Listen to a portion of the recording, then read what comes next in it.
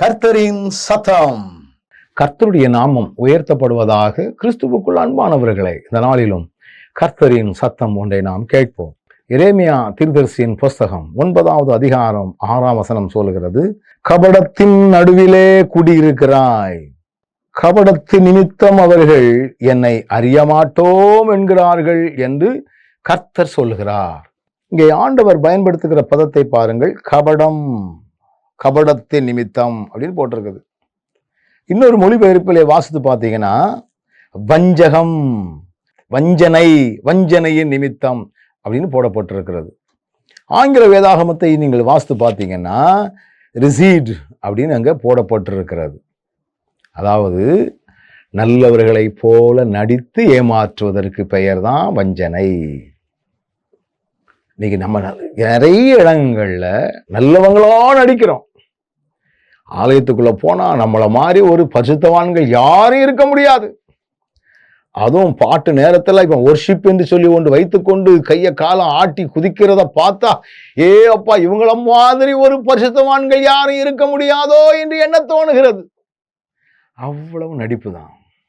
வாழ்க்கையில ஒண்ணும் இல்லையே, அன்பான பேச்சுக்கள் இல்லை. பக்கத்து வீட்டுக்காரங்கிட்ட கேட்டா தெரியும் அவர்களுடைய செயல்பாடு எப்படி இருக்குது. தங்களுக்கு எல்லாமே தெரிந்ததை போல நடித்து விட்டு அவர்கள் என்னை அறிய மாட்டோம் என்கிறார்கள். இப்ப ஆண்டவர் விரும்பக்கூடிய காரியம் என்னன்னு கேட்டா தெரியாது. குதி போட தெரியும், ஆட தெரியும். ஒருவேளை நாங்க அப்படியே கிறங்கிருவோம். வேகமாக இசைக்கருவிகள் அடிச்சா மட்டும்தான் அதெல்லாம் செய்வோம். பட் ஆண்டவரை குறித்த அறிவியலை என்னை அறிய மாட்டோம் என்கிறார்கள். ஆண்டவருடைய ஒரு வேதனை இது.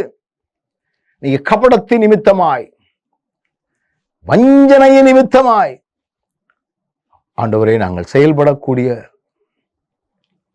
உண்மைக்கு புறம்பான காரியங்களை துணிகரமாய் செய்கிற மக்களாய் நாங்கள் இருந்து விடக்கூடாது. வேதம் எங்களுக்கு என்ன கற்றுக் கொடுக்கிறது, ஆண்டவர் எங்களுக்கு என்ன அறிவுறுத்துகிறாரோ அதையே நாங்கள் செய்ய பழகிக்கொள்ள எங்களுக்கு பலன் தாரும் ஆண்டவரே என்று நம்ம கேட்போம். கண்களை மூடுவோம். நல்ல ஆண்டவரே, கபடம் எங்கள் வாழ்க்கையில வராதபடி காத்துக்கொள்ளும். எந்த நிலையிலும் ஆண்டவரே நீர் விரும்புகிறதை மட்டுமே செயல்படுத்த ஞானந்தார். இப்படிலாம் செய்யலன்னா யார் எங்களை மதிப்பா அப்படின்னு வெறுமனே நாங்கள் வெத்து வெட்டாக மாறக்கூடாது. நீர் நடத்தும், காத்துக்கொள்ளும். இயேசுவின் நாமத்தில் ஜெபிக்கிறோம் நல்ல பிதாவே, ஆமென்.